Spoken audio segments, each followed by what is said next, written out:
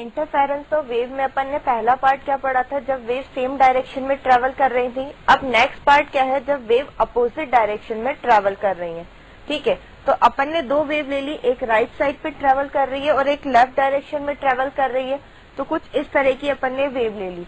तो t=0 पर दोनों के सुपर पोजिशन से अपन को क्या मिलेगा, देखिए दोनों वेव क्या है, सेम फेस में है। तो जब सेम फेस में क्या होगा, इनके एम्पलीट्यूड ए और ए होने के कारण कुछ रिजल्टेंट वेव अपन को इस तरह से दिखाई देगी।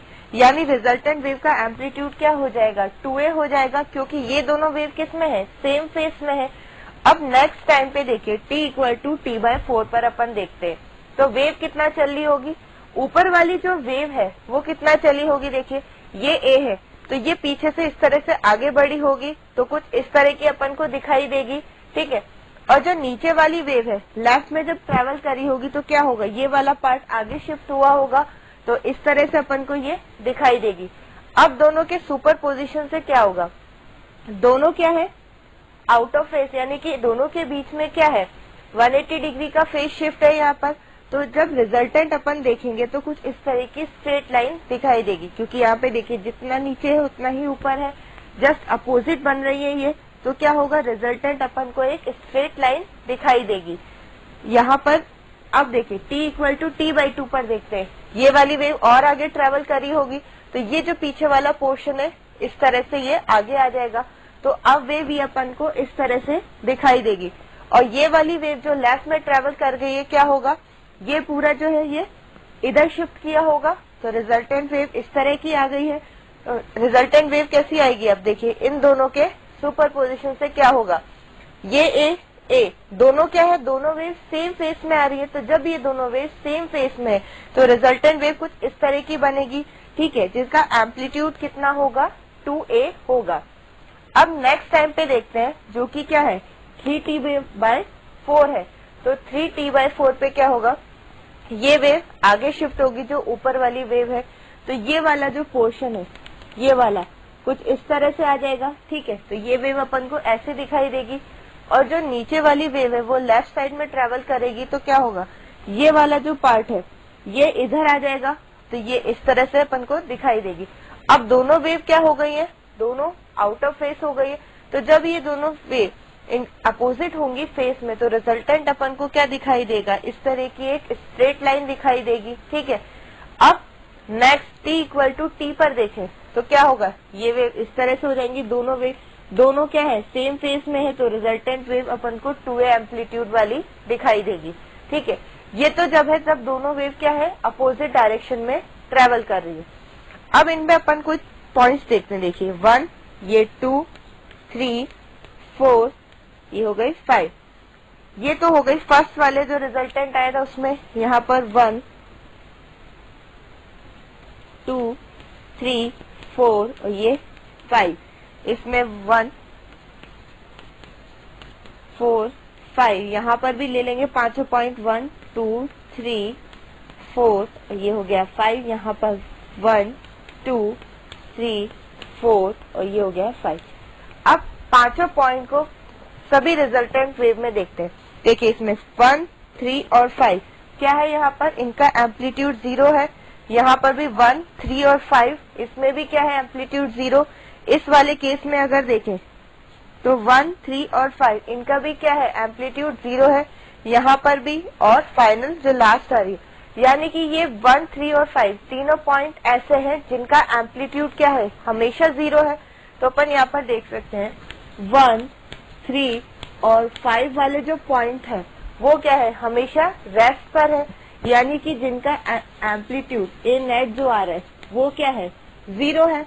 ठीक है, और बाकी जो दो पॉइंट है 2 और 4, यहाँ पर 2 पर क्या है, एम्पलीट्यूड 2 है, 4 पर है -2 है। इस वाले केस में 2 पर एम्पलीट्यूड कितना हो गया, -2 है, यहाँ पर +2 है, लास्ट वाले में +2 है और -2 है। यानी इन दोनों पॉइंट्स पर एम्पलीट्यूड क्या हो रहा है, +2a हो रहा है या फिर -2a हो रहा है, 0 नहीं हो रहा है। तो ये दो पॉइंट हो गए 2 और 4, जहां पर की एम्पलीट्यूड कितना हो रहा है, +-2a हो रहा है। यानी इसमें अपन को दो तरह के पॉइंट्स मिल गए, एक तो वो जिनका एम्पलीट्यूड हमेशा 0 है, दूसरे वो जिनका एम्पलीट्यूड +-2a हो रहा है। तो जो ये 1, 3 और 5 वाले पॉइंट है जिनका एम्पलीट्यूड हमेशा 0 है, इन पॉइंट्स को अपन क्या कहते हैं, नोड्स कहते हैं, जो कि हमेशा जिनका एम्पलीट्यूड हमेशा क्या होता है, 0 होता है। ये पॉइंट्स हो गए हैं नोड्स। इनमें क्या है, स्ट्रिंग कभी मूव नहीं कर रही। देखिए यहाँ पर 1 पे यहाँ पर एम्पलीट्यूड 0, 1, 3 और 5। इस वाले केस में जब रिजल्टेंट वेव क्या आई थी, स्ट्रेट लाइन, यहाँ पर भी 0 है, नेक्स्ट में भी इसे एम्पलीट्यूड 0 है। इन्हें क्या कहते हैं, एंटी नोड। और जो 2 और 4 आए थे जिनके एम्पलीट्यूड कितना हो रहा है, +2 है या फिर -2 है, इन्हें क्या कहेंगे अपन, एंटी नोड।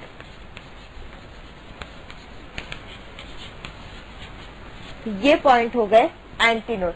दो तरह के मिल गए जब भी स्टैंडिंग वेव बनेगी, नोड और एंटी नोड। अब ये जो रिजल्टेंट वेव आ रही है, जो पैटर्न्स आ रहे हैं, इन्हें अपन क्या कहेंगे, स्टैंडिंग वेव कहेंगे। स्टैंडिंग वेव क्यों कहेंगे, क्योंकि ये पैटर्न न लेफ्ट में मूव कर रहे हैं न राइट में। जहां पर भी मिनिमा है, यानी जहां पर भी नोड बन रहे हैं, वहां पे देखिए हर वेव पैटर्न में क्या हो रहा है, नोड बन रहे हैं। और जहां पर एंटी नोड बन रहे हैं, जैसे कि पॉइंट 2 और 4, हर केस में क्या होगा, वहां पर देखिए एंटी नोड बनेगा। यानी जहां मिनिमा बन रहा है वहां मिनिमा, जहां मैक्सिमा बन रहा है वहां पर क्या है, मैक्सिमा बन रहा है। तो इन पैटर्न्स को अपन क्या कहते हैं, स्टैंडिंग वेव कहते हैं। अब इन स्टैंडिंग वेव का अपन एक रिजल्टेंट वेव पैटर्न देखेंगे, कैसा बने दिखाई देगा।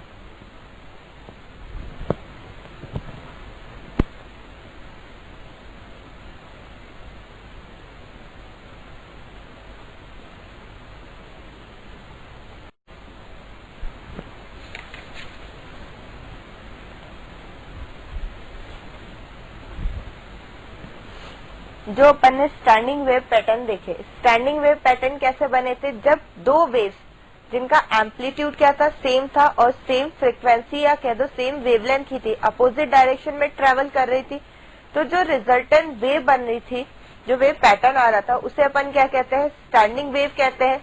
जिसमें अपन को कुछ पॉइंट्स मिले थे जिनको क्या कहते हैं, नोड्स कहते हैं, जहां पर की स्ट्रिंग मूव नहीं करती है, जिनका एम्पलीट्यूड हमेशा क्या था, 0 रहता है, ठीक है। और दूसरे कौन से टाइप के मिले थे अपन को, एंटी नोड, जिसपे एम्पलीट्यूड क्या रहता था, +-2a रहता था। अब रिजल्टेंट अपन को कैसा दिखाई देगा, देखिए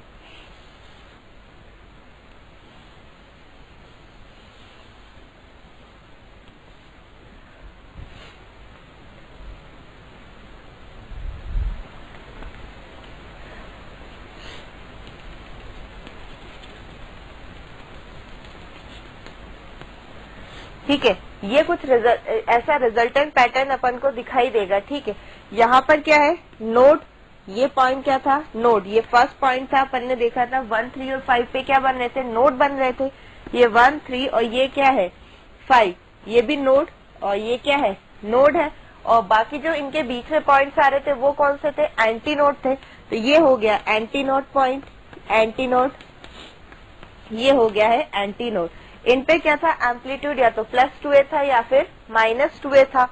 अब देखिए यहाँ से यहाँ तक कितनी डिस्टेंस, ये हो गई है लैम्डा। इन्हें अपन क्या कहेंगे, लूप्स कहेंगे। देखिए ये लूप्स की तरह दिखाई दे रहे हैं। तो एक लूप की लंबाई कितनी हो जाएगी, ये पूरा लैम्डा। तो लूप की लंबाई यहाँ पर कितनी हो गई है, λ/2 हो गई है। अब अपन इसको देखकर कह सकते हैं कि दो कंसेक्यूटिव नोड्स के बीच की डिस्टेंस कितनी है, ये नोड और ये नोड, दोनों के बीच की डिस्टेंस कितनी हो जाएगी, λ/2। यहाँ पे भी नोड और नोड, λ/2। यानी कि दो लगातार जो नोड आ रहे हैं उनके बीच की डिस्टेंस कितनी है, λ/2। एंटी नोड्स के बीच में भी देख लिया जाए तो कितनी होगी, λ/2 होगी। अब एक नोड और एक एंटी नोड के बीच में कितनी हो जाएगी, λ/4। यानी नोड और एंटी नोड के बीच की डिस्टेंस कितनी होती है, λ/4।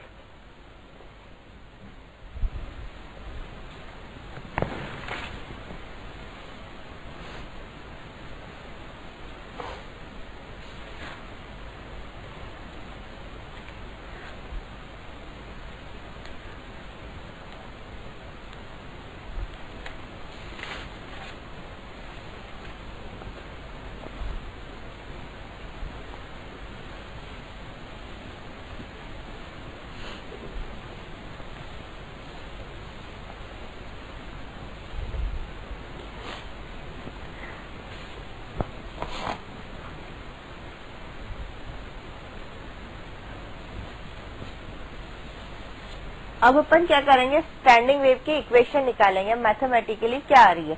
दो वेव्स अपन ने मान ली जिनका एम्पलीट्यूड क्या था, सेम था, और जिनकी फ्रीक्वेंसी भी क्या है, सेम है।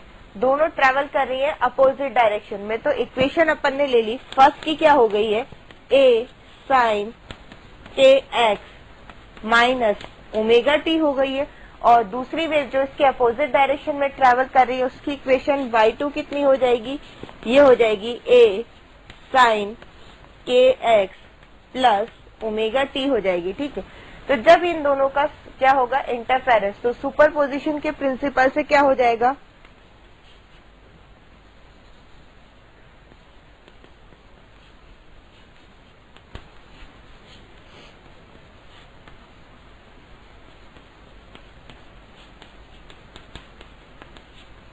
सुपरपोजिशन प्रिंसिपल क्या होता था, y equal to y1 plus y2, यही होता था। अब y1 और y2 दोनों की वैल्यू को अपन रख देंगे तो क्या आ जाएगा, ये आएगा यहाँ पर y इक्वल टू, एम्पलीट्यूड क्या है, दोनों का सेम है, कॉमन बाहर अपन ने ले लिया, तो अंदर क्या बचेगा, यहाँ पर ये बचेगा sine kx minus omega t plus sine kx plus omega t. ठीक है, ये बचेगा। अब जब इस इक्वेशन को अपन सॉल्व करेंगे तो अपने पास क्या आएगा, y equal to 2a sine kx, next क्या आ जाएगा, ये अपने पास 2a sine kx cos omega t, क्योंकि यहाँ पे क्या है, sine a minus b plus sine a plus b, तो ये आ जाएगा 2a sine kx cos omega T.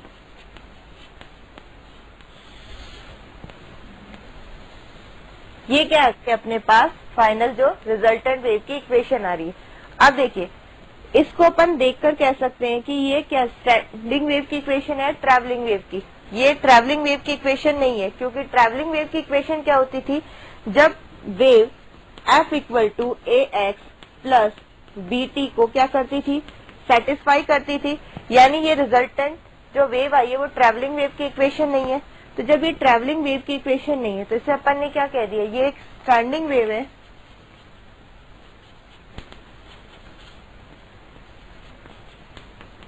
अब यहाँ पर देखिए, ये कैसी इक्वेशन दिखाई दे रही है, ये वाला जो पार्ट है 2a sin kx वाला, ये क्या हो गया है, एम्पलीट्यूड हो गया है, इसको अपन ने मान लिया है r। ठीक है, तो अब क्या हो जाएगा, y equal to r cos omega t.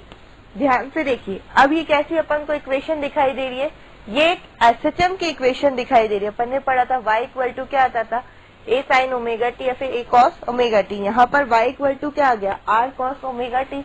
ये एक एसएचएम की इक्वेशन हो गई है, जिसमें जो इसका एम्पलीट्यूड आएगा, जो एसएचएम कर रहे हैं पार्टिकल से उनका एम्पलीट्यूड आएगा, वो क्या है यहाँ पर 2a sin kx, यानी कि r की वैल्यू क्या है यहाँ पर 2a sin kx। तो जो एम्पलीट्यूड कर रहे हैं पार्टिकल है वो क्या है, उनका जो एम्पलीट्यूड है किस पे डिपेंड कर रहा है, x पर डिपेंड कर रहा है। यानी कि एम्पलीट्यूड क्या होगा, सभी पार्टिकल का सेम नहीं होगा, x पर डिपेंड करेगा। तो ये हो गई है एक एसएचएम की इक्वेशन। ठीक है, जिसमें सभी पार्टिकल्स जो एसएचएम कर रहे हैं उसका एम्पलीट्यूड किस पे डिपेंड कर रहा है, x पर डिपेंड कर रहा है।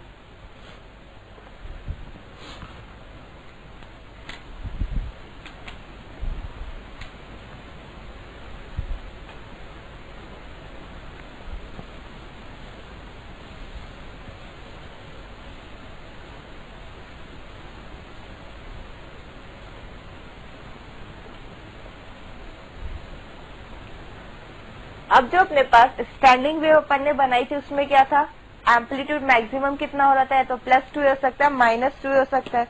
तो यहाँ पर जो amplitude r equal to 2a sin kx है, इसकी मैक्सिमम वैल्यू कितनी होगी, या तो +2a होगी या फिर -2a होगी। और उन पॉइंट्स को क्या कह रहे थे अपन, एंटीनोड्स कह रहे थे। ठीक है, तो यहाँ पे अपन देख सकते हैं कि r की जो मैक्सिमम वैल्यू है वो क्या हो सकती है, +-2a हो सकती है। ठीक है, ये कब पॉसिबल है, ये तब पॉसिबल है जो साइन kx आ रहा है इसकी वैल्यू क्या हो, या तो +1 हो, +1 हो जाएगी तो r कितना हो जाएगा, 2a हो जाएगा। अगर इसकी वैल्यू -1 होगी तो r की वैल्यू कितनी हो जाएगी, -2a हो जाएगी। तो यहाँ पर देखिए जब r मैक्सिमम कितना है, +2a है, तो साइन kx की वैल्यू क्या होगी, +-1। तो इसका जनरल अपन लिखेंगे क्या आएगा, kx इक्वल टू 2n + 1 π/2, यही आएगा। ठीक है, अब देखिए k क्या है, वेव नंबर कितना था, ये होता है 2π/λ। तो यहाँ पे अपन ने लिख दिया 2π/λ into x equal to 2n + 1 π/2। यहाँ से पाई से पाई क्या हो गया, कैंसिल आउट हो गया। तो x इक्वल टू कितना आ जाएगा, x यहाँ पे आएगा 2n + 1 λ/4। ये हो गई है x की वैल्यू, जहाँ पर एम्पलीट्यूड क्या था, या तो +2a था या फिर -2a आएगा। अब अपन n की वैल्यूज रखकर देखेंगे कि x की कौन कौन सी वैल्यूज आ रही हैं।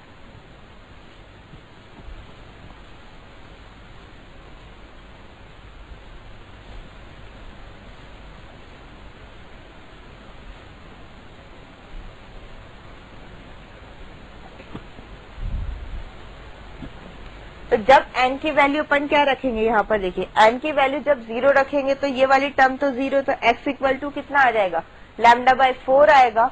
तो n की वैल्यू जब अपन ने 0 रखी तो x1 कितना आ गया, यहाँ पे λ/4 आ गया। n की वैल्यू 1 रखकर देखते हैं तो कितना आएगा x की वैल्यू, ये आ जाएगा 3 λ/4। तो x यहाँ पर आ जाएगा 3 λ/4। n की वैल्यू 2 रखकर देखते हैं तो x की वैल्यू कितनी हो जाएगी, 2 इंटू 2 4 + 1 5। तो ये आ जाएगा यहाँ पर 5 λ/4। तो देखिए ये वो पोजीशन है जहां पर एम्पलीट्यूड क्या था, मैक्सिमम आ रहा था। यानी कि ये किन की पोजीशंस आई अपने पास, एंटी नोड्स की आई हैं।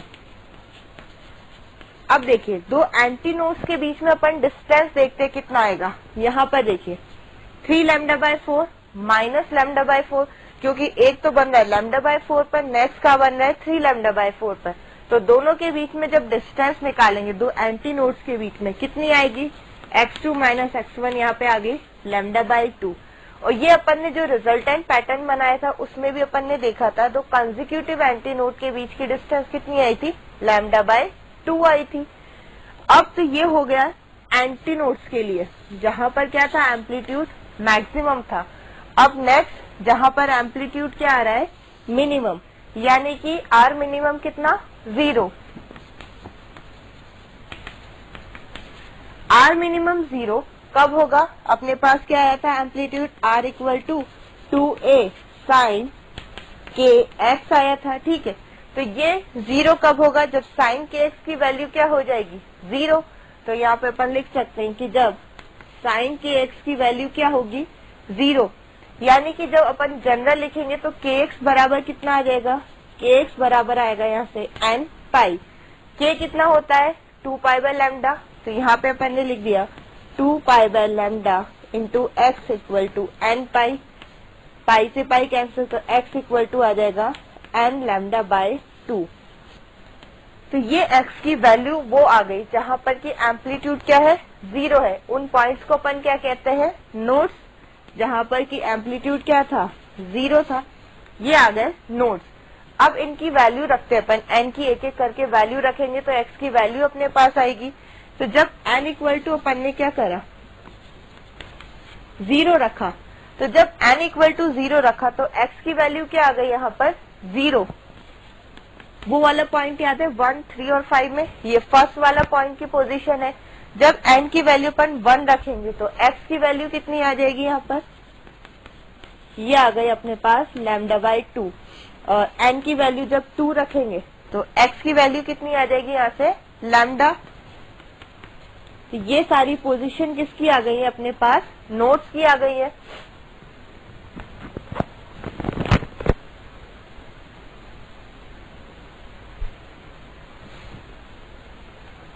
ये जो नोड्स की पोजीशन आई, अब इन नोड्स में अपन देखेंगे कंसेक्यूटिव नोड्स के बीच की डिस्टेंस कितनी है। पहला किस पे x इक्वल टू 0 पर, दूसरा किस पे λ/2 पर।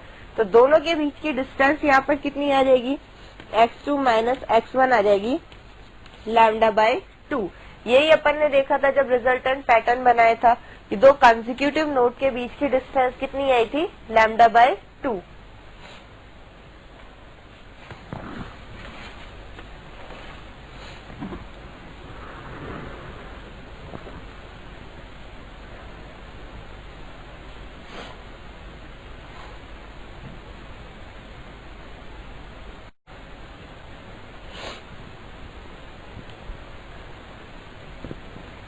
अब देखिए जो स्टैंडिंग वेव आई थी उसकी कुछ प्रॉपर्टीज यानी अपन वो देख लेते हैं क्या आई थी। देखिए स्टैंडिंग वेव किस तरह की बनी थी अपने पास,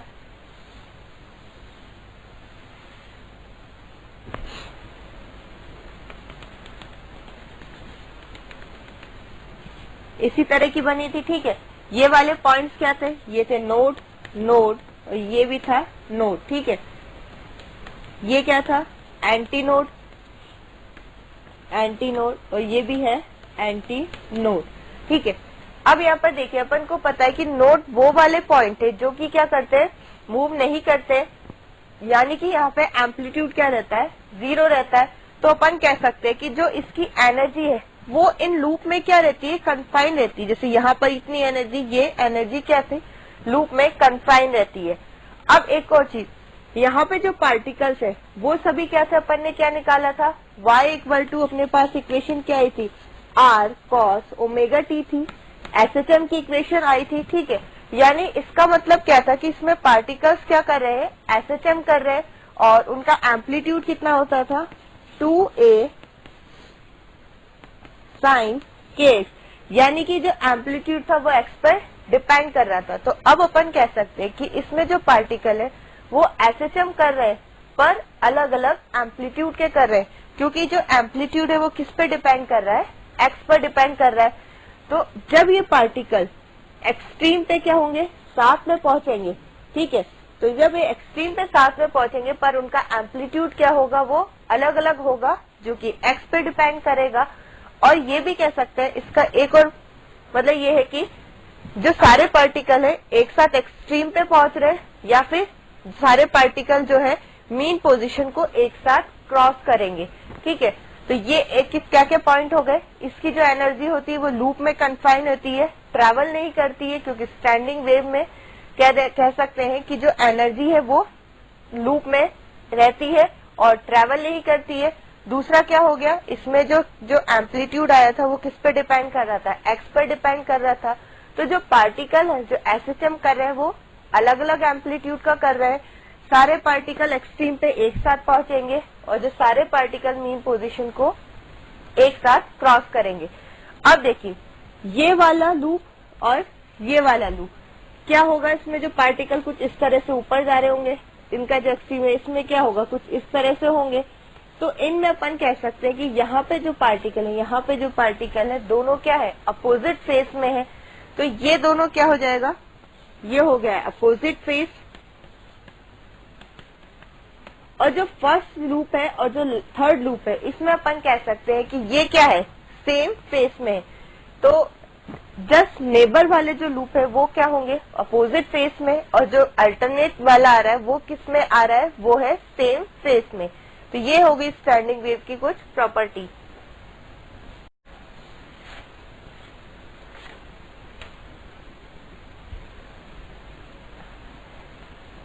नेक्स्ट टॉपिक क्या है, मोड्स ऑफ वाइब्रेशन। इसका फर्स्ट पार्ट क्या है, when string is clamped at both and.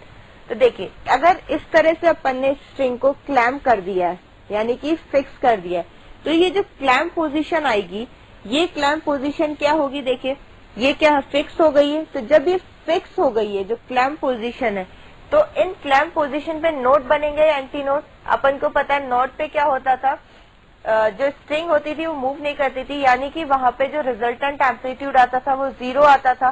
तो ये जो क्लैम्प पोजीशन है यहाँ पर हमेशा क्या बनेगा, नोड बनेगा, ठीक है।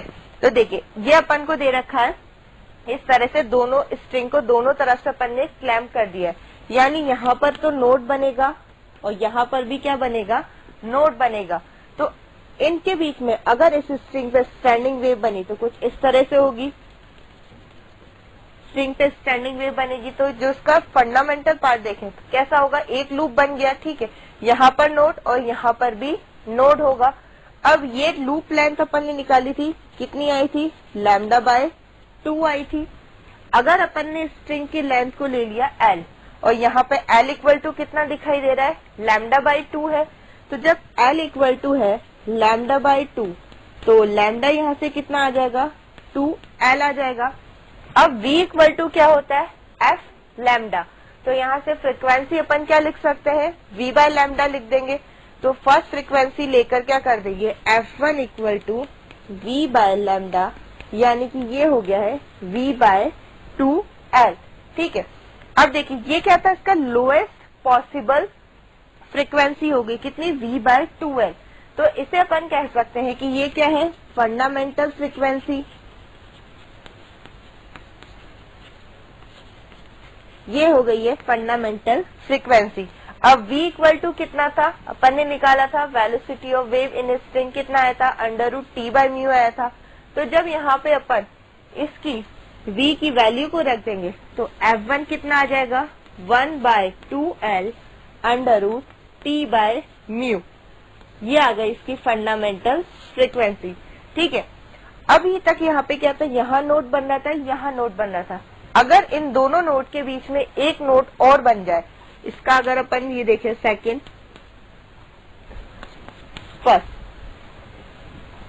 ये क्लैम्प पोजीशन हो गई है, यहाँ पर तो क्या होगा, नोड बनेगा, यहाँ पर भी नोड बनेगा। अगर इन दोनों के बीच में एक नोड और बन जाए यहाँ पर इस तरह से, तो वेव किस तरह की स्टैंडिंग वेव बनेगी, ये इस तरह की दिखाई देगी अपन को स्टैंडिंग वेव जो होगी, ठीक है।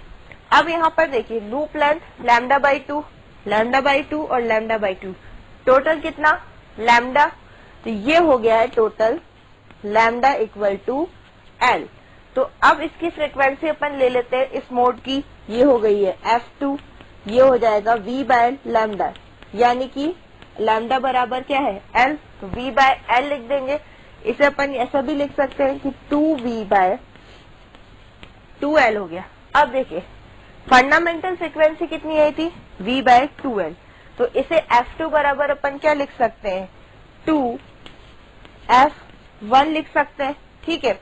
अब इसको अपन ने एक नाम और दे दिया, ये क्या है, फंडामेंटल फ्रीक्वेंसी का एक इंटीग्रल मल्टीपल आ गया है, यानी कि ये इंटीग्रल मल्टीपल वाली जो फ्रीक्वेंसी इसमें क्या है, पॉसिबल है। तो इन्हें अपन क्या नाम दे दिया है अपन ने, या तो फर्स्ट ओवरटोन या फिर ये इंटीग्रल मल्टीपल ऑफ f1 है, यानी फंडामेंटल फ्रीक्वेंसी का कितना है, ट्वाइस है, तो इसे अपन ने कह दिया सेकंड हार्मोनिक। तो इसका नाम क्या हो गया है, इसको अपन कह सकते हैं फर्स्ट ओवरटोन, जो ये इसकी हाईएस्ट फ्रीक्वेंसी पॉसिबल है क्योंकि इसमें, ठीक है। तो इसे अपन ने कह दिया फर्स्ट ओवरटोन या फिर सेकंड हार्मोनिक,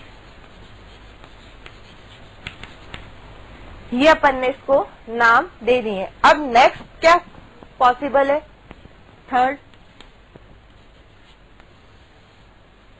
अभी तक दोनों नोड के बीच में अपन ने क्या लिया था, एक नोड लिया था, अगर दो आ जाए तो कैसी स्टैंडिंग वेव अपन को दिखाई देगी,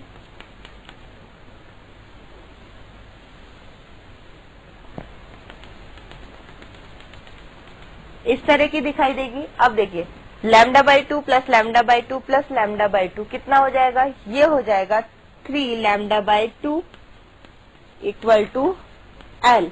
तो यहाँ से l इक्वल टू कितना है, 3 λ/2 है, तो लैम्डा कितना आ जाएगा, लैम्डा यहाँ से आ जाएगा 2l/3। तो अब फ्रीक्वेंसी कितनी आ जाएगी, f3 यहाँ पे आ जाएगी v/λ से 3v/2l। फंडामेंटल फ्रीक्वेंसी कितनी आई थी, यहाँ पर v/2l आई थी, वो कितनी आ रही है, 3v/2l। तो ये क्या हो गया, फंडामेंटल फ्रीक्वेंसी का थ्राइस, यानी कि 3f1 हो गया। तो अब इसको अपन क्या कहेंगे, ये तो क्या था, फर्स्ट ओवरटोन था, तो वो नेक्स्ट कौन सा हो जाएगा, सेकेंड ओवरटोन हो जाएगा, ये हो गया है सेकेंड ओवरटोन। और इसको अपन ने क्या नाम दिया था, सेकेंड हार्मोनिक। तो वहां पे क्या आ रहा है 3F1 आ रहा है, तो वो क्या हो जाएगा थर्ड हार्मोनिक हो जाएगा। ये हो गया है थर्ड हार्मोनिक। इस तरह से ये आगे बनते जाएंगे। ठीक है, अब यहाँ पर देखिए अगर F1, F2 और F3, F1 कितना आया V/2L, F2 कितना आया 2V/2L, F3 कितना आया 3V/2L, तो इनका रेशियो निकालेंगे तो क्या आ जाएगा, ये आएगा F1:2, F2:2, F3 कितना आ जाएगा 1:2:3, इस तरह से।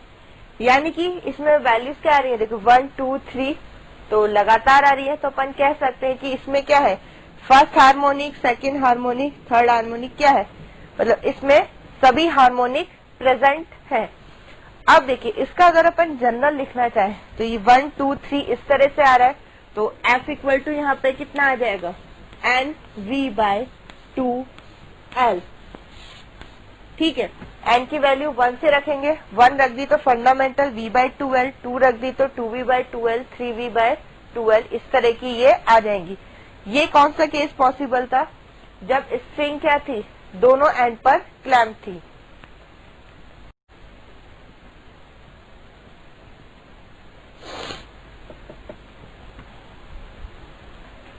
अब नेक्स्ट क्या है, when string is clamped at one end, यानी कि स्ट्रिंग जो है एक एंड पर क्या कर रखी है अपन ने, फिक्स कर रखी है, और दूसरा इसका एंड क्या है, फ्री है। तो जो फ्री एंड होगा उस पर क्या बनेगा, उस पे बनेगा एंटी नोड। क्लैम्प एंड पर क्या बन रहा था, नोड बन रहा था क्योंकि वो फिक्स था, और फ्री एंड पर बनेगा एंटी नोड। अब इसका देखिए इस तरह से ये एक साइड पर क्लैम्प है और यहाँ पर क्या है, फ्री टू मूव है, तो यहाँ पर तो बनेगा नोड, और फ्री एंड पर क्या बन रहा है, एंटी नोड बन रहा है। तो किस तरह की स्टैंडिंग वेव अपन को दिखाई देगी, कुछ इस तरह से। ठीक है, अब ये देखिए नोड और एंटी नोड के बीच में कितना डिस्टेंस होता था, λ/4, तो ये हो गया है λ/4, और स्ट्रिंग की लेंथ अगर L है तो यहाँ पर L इक्वल टू कितना आ रहा है, λ/4 आ रहा है, तो यहाँ से लैम्डा बराबर कितना आ जाएगा, ये आ जाएगा 4L। तो F इक्वल टू क्या होता है, V/λ, तो अपन यहाँ पे लिख सकते हैं F1 equal to V/λ equal to V/4L। इसे क्या कह देंगे, इसकी फंडामेंटल फ्रीक्वेंसी।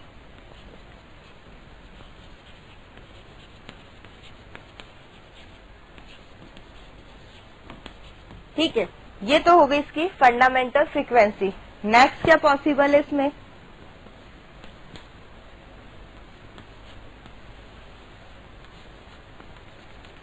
यहाँ पर तो नोड बन रहा है, फ्री एंड पर क्या बन रहा है, एंटी नोड। अगर इन दोनों के बीच में एक नोड और आ जाए तो कैसे दिखाई देगी अपन को, ये इस तरह से,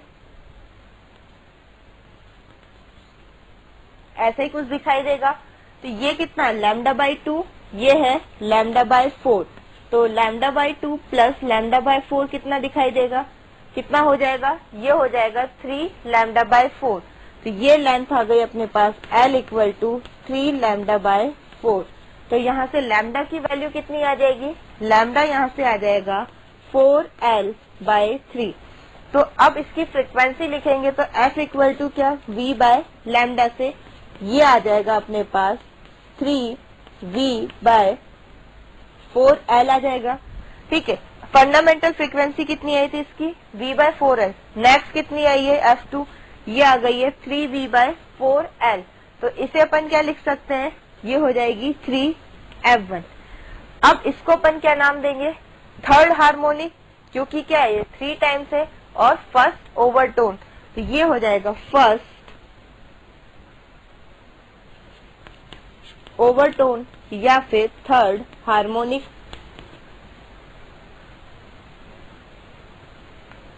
अब नेक्स्ट केस देखें क्या होगा इसमें,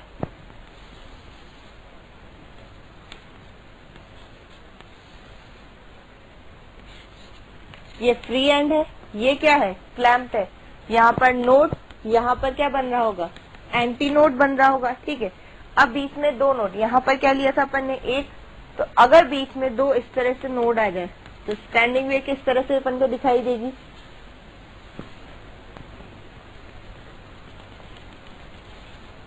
ऐसा दिखाई देगा। ये कितना, यहाँ से यहाँ तक है लैम्डा, ये है लैम्डा बाय 4। तो लेंथ टोटल कितनी हो जाएगी, एल स्ट्रिंग की लेंथ है, तो एल बराबर कितना आएगा यहाँ पर, लैम्डा प्लस लैम्डा बाय 4, कितना हो जाएगा ये, 5 लैम्डा बाय 4। तो यहाँ से लैम्डा कितना आ जाएगा, 4L बाय 5 आ जाएगा। अब वही फ्रीक्वेंसी लिखते हैं, इसकी कितनी आएगी, F equal to V by lambda से 5V बाय 4L। तो ये फंडामेंटल फ्रीक्वेंसी का कितना टाइम्स हो जाएगा, 5 टाइम्स हो जाएगा। तो इसे अपन क्या कह देंगे, फिफ्थ हार्मोनिक। ठीक है, ये हो गई है फिफ्थ हार्मोनिक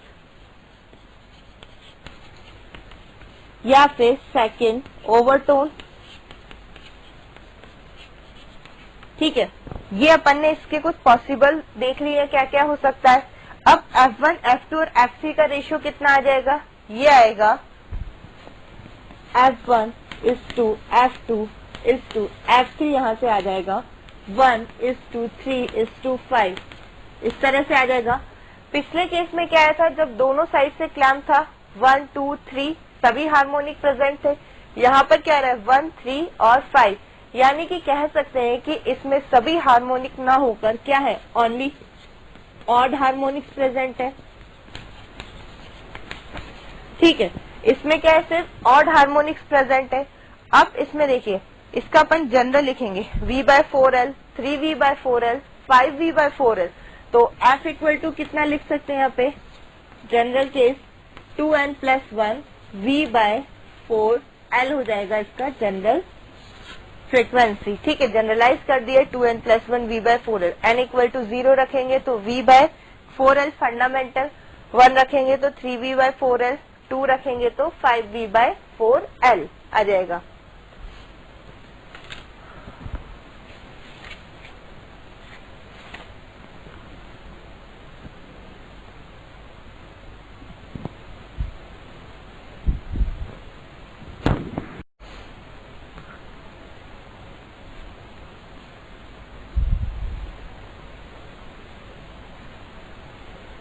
नेक्स्ट टॉपिक क्या है, स्टैंडिंग वेव की इक्वेशन को किस तरह से अपन लिख सकते हैं। देखिए, इसको अपन किससे सीखेंगे, क्वेश्चन से देखते हैं। अपन को एक क्वेश्चन में दे रखा है इस तरह की वेव है, स्टैंडिंग वेव इस तरह की दे रखी है, ये x इक्वल टू 0 है, x इक्वल टू L है। ठीक है, इसका एम्पलीट्यूड क्या है, +2a, ये दे रखा है अपन को -2a। क्या बोला है, right the equation of standing wave.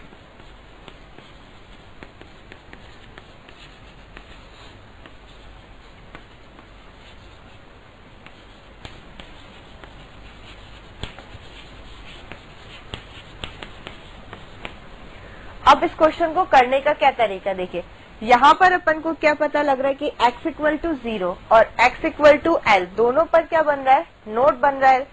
और स्टैंडिंग वेव की इक्वेशन अपने पास आई क्या थी, y equal to 2a sine x sine kx cos omega t। ठीक है, या तो ये था, इसको अपन इस तरह से लिख सकते हैं,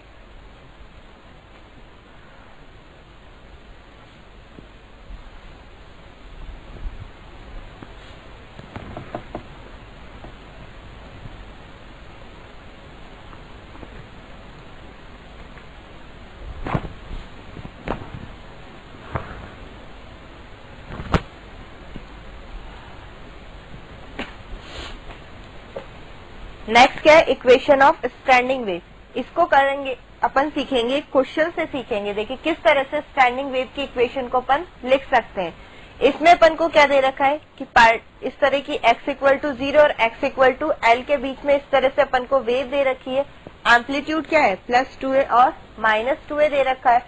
क्या बोला इसमें, right the equation of standing wave. तो इक्वेशन ऑफ स्टैंडिंग वेव क्या आती है, y equal to 2a sine kx sine omega t plus phi naught. Phi naught क्या है, इसका फेस हो गया, इनिशियल फेस। या फिर दूसरा क्या पॉसिबल कॉम्बिनेशन है, 2a cos kx sine omega t plus phi naught. इसमें एम्पलीट्यूड क्या हो गया है, ऊपर वाले में देखेंगे तो एम्पलीट्यूड हो गया है 2a sin kx और नीचे वाले में है 2a cos kx। तो अब अपन को देखना है कि एम्पलीट्यूड में cos वाला लिखना है या फिर sin वाला। तो ये किससे अपन निकालेंगे, ये जो अपन को वेव दे रखी है इससे अपन देखेंगे। तो यहाँ से देखने पर अपन को क्या पता लग रहा है कि जो सारे पार्टिकल्स हैं सब किसमें है, अपने अपने एक्सट्रीम पर है। तो जब सारे पार्टिकल एक्सट्रीम पर है तो फेजर से देखेंगे फेज कितना आएगा, क्या आ जाएगा, कुछ इस तरह का। सभी पार्टिकल अपने एक्सट्रीम पर है तो फेज आएगा फाई नॉट, यहाँ पर पाई बाय 2 आ जाएगा। ठीक है, तो सभी फेज जो पार्टिकल है अपने एक्सट्रीम पर है तो इनिशियल फेज आ गया है पाई बाय 2। अब अपन ने फाई नॉट तो निकाल लिया, अब अपन को देखना है कि इसका एम्पलीट्यूड क्या आएगा। यहाँ पर देखो x बराबर 0 पर क्या है, नोट, और x बराबर l पर भी क्या है, नोट। तो x बराबर 0 पर नोड यानी कि r बराबर क्या है, 0 है। वो इन दोनों में से कौन सा पॉसिबल है, साइन kx वाला या कॉस kx वाला। दोनों में x बराबर 0 रखकर देख लेते हैं किसमें r बराबर 0 आएगा। तो कॉस kx में जब x बराबर 0 अपन रखेंगे तो क्या आ जाएगा, प्लस 2a आ जाएगा, क्योंकि cos kx क्या हो जाएगा, 1 हो जाएगा। तो जब 2a sin kx में अपन देखेंगे x बराबर जब अपन 0 रखेंगे तो क्या होगा, ये पूरी टर्म क्या हो जाएगी, 0 आ जाएगी। यानी r बराबर क्या आना चाहिए, 2a sin kx आना चाहिए। ये तो फर्स्ट वाली कंडीशन से, दूसरी वाली से भी अपन चेक कर लेते हैं। x बराबर l पर क्या है, नोट बन रहा है यानी कि r बराबर 0 है। तो जब r बराबर कितना हो जाएगा, ये 2a sin k कितना होता है, 2 पाई बाय लैम्डा। यहाँ पे लैम्डा की वैल्यू क्या है, यहाँ से यहाँ तक लैम्डा बराबर क्या है, देखकर अपन को पता लग रहा है l है। तो यहाँ पे आ जाएगा 2a sin 2 pi by l into l, कितना आ जाएगा ये 2a sin 2 पाई 0। तो इससे भी क्या पता लग रहा है कि x बराबर l पर क्या बन रहा है, नोट बन रहा है। तो अब अपन ने देख लिया कि इनिशियल फेज कितना आया, पाई बाय 2, और एम्पलीट्यूड कौन सा आएगा, 2a sin kx। तो कौन सी स्टैंडिंग वेव की इक्वेशन आएगा, ये वाली आ जाएगी। तो अपन लिख सकते हैं y equal to 2a sin kx, या फिर k को लिख सकते हैं 2 pi by l into x sine omega t plus phi naught. Phi naught अपन ने कितना निकाला यहाँ पे, पाई बाय 2। तो ये आ जाएगा sign omega t plus pi by 2। ये हो गई इस वेव की इक्वेशन।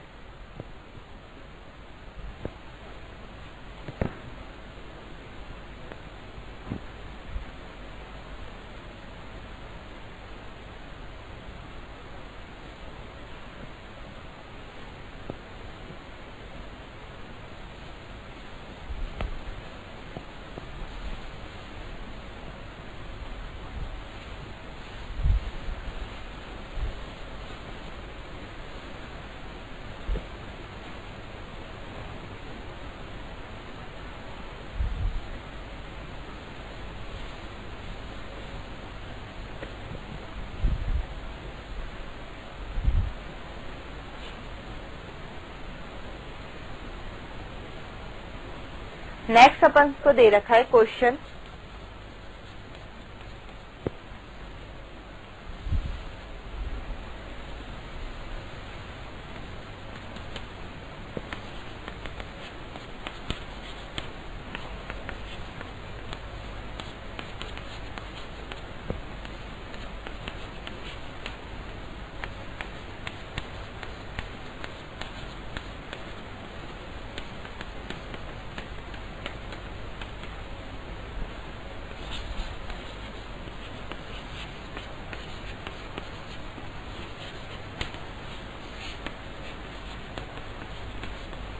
ठीक है। इसमें अब अपन को दे रखा है कि इस तरह से x equal to 0, x equal to l के बीच में वेव है।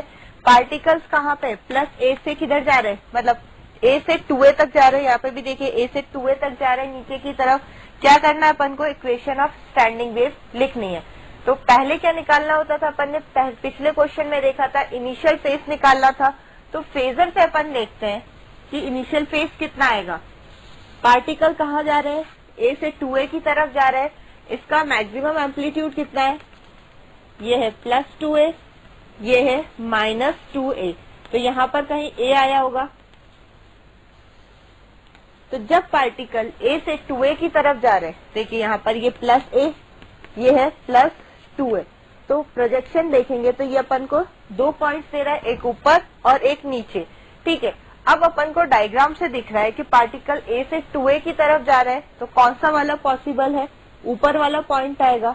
तो अब ये जब ऊपर वाला पॉइंट आया तो ये एंगल कितना होगा, π/3, तो ये कितना आ जाएगा, π/6, जो कि क्या होगा, इसका इनिशियल फेज जो कि कितना है, φ0 हो गया है। ठीक है, अब अपन ने φ0 की वैल्यू निकाल ली है। अब अपन को देखना है कि एम्पलीट्यूड क्या होगा, 2a sin kx या फिर 2a cos kx। वही देखिए यहाँ पे x = 0 पर क्या बन रहा है, नोड, x = l पर क्या बन रहा है, नोड। तो यहाँ पर अपन देख सकते हैं कि x = 0 पर क्या है, r = 0 है, और x = l पर क्या है, r = 0 है, यानी कि क्या बन रहा है, नोड बन रहा है। तो एम्पलीट्यूड कौन सा आएगा, साइन वाला या कॉस वाला, साइन वाला आएगा, क्योंकि कॉस वाले में जब x = 0 रखेंगे तो r = 0 ना होकर क्या आ जाएगा, 2a आ जाएगा, यानी एंटी नोड बन जाएगा। तो यहाँ पे r बराबर कितना आ जाएगा, 2a sin kx आ जाएगा। x = l रखकर भी अपन देख सकते हैं, कितना आएगा, sin 2π/l × l, l से l कैंसिल होगा तो कितना आ जाएगा, sin 2π, यानी r 0 हो जाएगा। तो अब इक्वेशन ऑफ स्टैंडिंग वेव क्या आ जाएगी, y = 2a sin kx × sin ⍵t + φ0 था, φ0 अपन ने कितना निकाला यहाँ पर, π/6, तो ये आ जाएगा ⍵t + π/6। ये हो गई इक्वेशन ऑफ स्टैंडिंग वेव।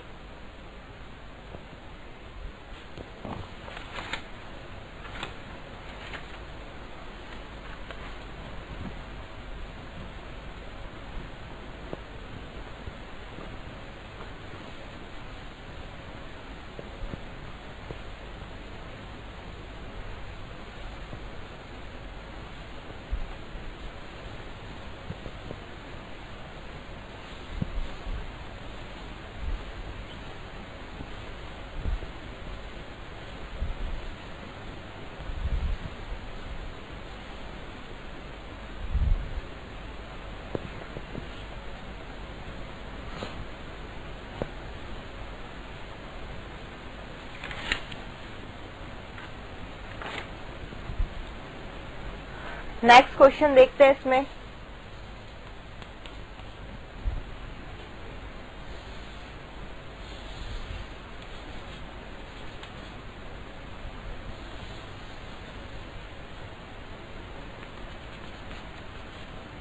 इस तरह से दे रखा है, ये x = 0 है, ये कितना है, x = l है, +a, यहाँ पर क्या है, +2a, सिमिलरली यहाँ पर ये -a, ये हो गया -2a, और पार्टिकल कहाँ से कहाँ जा रहे हैं, a से 2a की तरफ जा रहे हैं। ठीक है, अब इसमें भी क्या करना है, अपन को स्टैंडिंग वेव की इक्वेशन लिखनी है। तो पहला क्या था, इसमें अपन को निकालना पड़ेगा कि इनिशियल फेज क्या आएगा। देखिए a से 2a की तरफ जा रहे हैं, तो फेजर पे अपन ने पिछले क्वेश्चन में निकाला था, कितना आ गया था, वो φ0 = आया था π/6, पिछले क्वेश्चन की तरह है ये। तो अब अपन को निकालना है कि एम्पलीट्यूड sin kx आएगा, 2a sin kx आएगा, या फिर 2a cos kx आ गया। तो यहाँ पर देखो x = 0 पर कितना आ रहा है, एम्पलीट्यूड +a है। ठीक है, तो यहाँ पर अपन देख सकते हैं कि x = 0 पर एंटी नोड बन रहा है, और x = l पर भी क्या बन रहा है, एंटी नोड बन रहा है। तो जब x = 0 पर r ≠ इस पे 0 है, तो कौन सा आ जाएगा, देखिए r = 2a cos kx। तो इसमें जब अपन x = 0 रखेंगे तो r = 2a आ जाएगा, जो कि ≠ क्या होगा, 0 होगा। ठीक है, क्योंकि अगर अपन sin kx वाला लेते तो उसमें जब अपन x = 0 रखते तो r = 0 आता और नोड बन जाता, पर यहाँ पर x = 0 पर क्या बन रहा है, एंटी नोड बन रहा है। अब ये कितना है, यहाँ पर l = λ/2 अपन को दिख रहा है। ठीक है, तो लैम्डा बराबर कितना आ जाएगा यहाँ से 2L आ जाएगा। अब यहाँ पर देखो x बराबर L पर भी क्या बन रहा है एंटी नोड बन रहा है, तो अपन इससे भी चेक कर लेते हैं क्या ये सही है कॉस वाला। ठीक है, तो R इक्वल टू कितना होगा 2A cos K x, K क्या है 2 पाई बाय लैम्डा, लैम्डा पर ने कितना निकाला यहाँ पर 2L, तो कितना आ जाएगा ये 2 पाई बाय 2L, x बराबर L पर कितना आ जाएगा cos पाई, यानी कि ये आ जाएगा -2A। ये भी क्या हो गया नॉट इक्वल टू 0 आ गया, यानी एम्पलीट्यूड अपन कौन सा वाला लेंगे कॉस वाला लेंगे। ठीक है, तो अब इक्वेशन ऑफ स्टैंडिंग वेव क्या आ जाएगी y equal to 2A cos kx sin omega t plus phi naught यहाँ पे क्या है π/6, यानी कि ये हो गई है इक्वेशन ऑफ स्टैंडिंग वेव।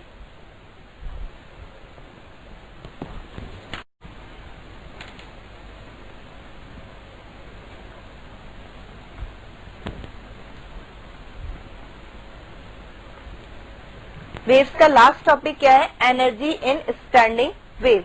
ठीक है, तो ट्रेवलिंग वेव में अपन ने देखा था कि काइनेटिक एनर्जी और पोटेंशियल एनर्जी दोनों क्या आई थी इक्वल आई थी, पर स्टैंडिंग वेव की केस में क्या होता था वेव ट्रेवल नहीं करती थी, इसमें सारे पार्टिकल क्या कर रहे थे एसएचएम कर रहे थे।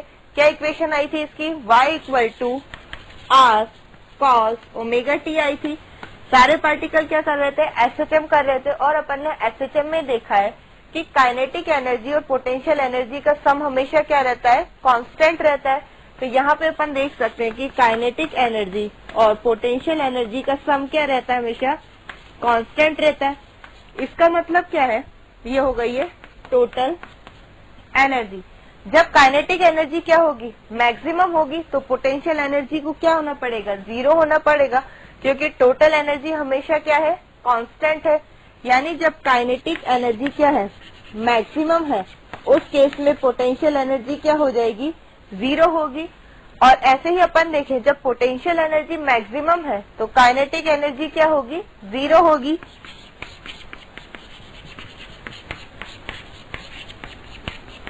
इस तरह से। ठीक है, अब अपन इसको ऐसे भी देख सकते हैं कि अगर इस तरह की वेव बन रही है, ठीक है, ये स्ट्रेट आया है, यानी कि सारे पार्टिकल कहाँ पर है अपने मीन पोजीशन पर है। तो जब सारे पार्टिकल मीन पोजीशन पर है, एसएचएम में अपन ने देखा है कि जब पार्टिकल मीन पोजीशन पे होता था उसकी वेलोसिटी क्या होती थी मैक्सिमम होती थी। तो जब सारे पार्टिकल मीन पोजीशन पे है तो उनकी काइनेटिक एनर्जी क्या हो जाएगी मैक्सिमम होगी। और ये जो स्ट्रिंग है वो क्या है स्ट्रेट है, तो जब स्ट्रेट है तो इसमें कुछ स्ट्रेच ही नहीं हुआ, जिस कारण से क्या होगा इसमें पोटेंशियल एनर्जी आएगी नहीं, यानी इसकी पोटेंशियल एनर्जी क्या हो जाएगी 0। और अगर वेव इस तरह से बन रही है, ठीक है, इस तरह से बन रही है ये वाली, तो सारे पार्टिकल कहाँ पर है अपने एक्सट्रीम पर है। और एसएचएम में देखा है एक्सट्रीम पर वेलोसिटी क्या होती थी पार्टिकल की 0। तो एक्सट्रीम पर होने के कारण पार्टिकल्स की वेलोसिटी क्या है 0। तो जब वेलोसिटी 0 है तो उनकी काइनेटिक एनर्जी क्या हो जाएगी 0 होगी। और इस केस में क्या है स्ट्रिंग जो है स्ट्रिंग वो मैक्सिमम स्ट्रेच है, तो मैक्सिमम स्ट्रेच है तो इसकी क्या होगी पोटेंशियल एनर्जी मैक्सिमम होगी। ठीक है, अब ये तो अपन ने देख लिया कि जब एसएचएम कर रहे हैं तो जब काइनेटिक एनर्जी मैक्सिमम तो पोटेंशियल 0, पोटेंशियल मैक्सिमम तो काइनेटिक एनर्जी 0। अब अपन इसकी वैल्यू निकालेंगे कि स्टैंडिंग वेव में एनर्जी कितनी होती है।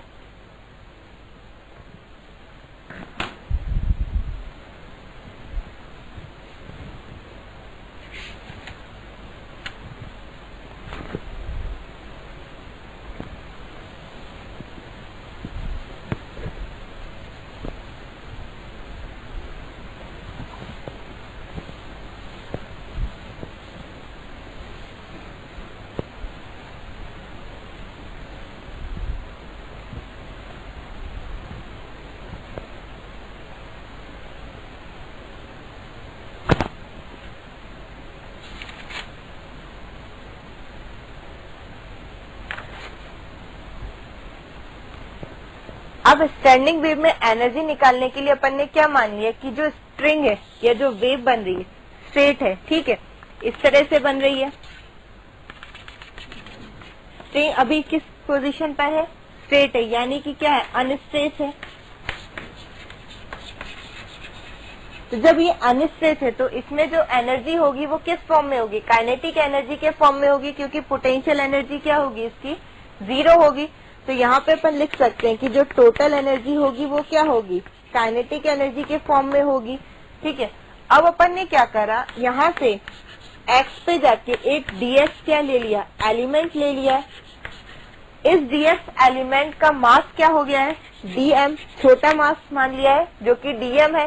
स्ट्रिंग का मास पर यूनिट लेंथ कितना दे रखा है? म्यू। तो इसका मास कितना आ जाएगा? ये जो अपन ने छोटा सा एलिमेंट लिया है ये आ जाएगा म्यू इंटू डी एक्स आ जाएगा, ठीक है। अब जो एनर्जी है वो काइनेटिक एनर्जी के फॉर्म में, क्योंकि सारे पार्टिकल क्या है? अपनी मीन पोजीशन पर है। मीन पोजीशन पे क्या होता है? काइनेटिक एनर्जी मैक्सिमम होती है। तो अब अपन इसको लिख सकते हैं half d m v p square v max, ठीक है। मैक्सिमम क्यों? क्योंकि पार्टिकल मीन पोजीशन पे। डीएम कितना आया था? म्यू डी एक्स आया था। तो यहाँ से अपन लिख सकते हैं ये half mu D x into VP max का स्क्वायर। अब इस वीपी की वैल्यू को निकालना है। देखिए क्या इक्वेशन आई थी अपने पास? y equal to 2a sine k x. Standing wave की इक्वेशन लिखना चाहे sine omega t plus pi naught. अब यहाँ पे सारे पार्टिकल किस पर है? मीन पोजीशन पर है। तो जब मीन पोजीशन पर है तो फाई नॉट की वैल्यू क्या हो जाएगी? फाई नॉट की वैल्यू हो जाएगी 0। तो यहाँ पर आ जाएगा y equal to 2a sine k x sine omega t plus 0 आ जाएगा, ठीक है। फाई नॉट हो गया है इसमें 0। अब अपन को निकालना है कि वीपी मैक्स की वैल्यू कितनी आ जाएगी? क्या होती है वो? r into omega. एसएचएम के केस में अपन ने देखा था a इंटू ओमेगा था। तो यहाँ पर एम्पलीट्यूड क्या है? r।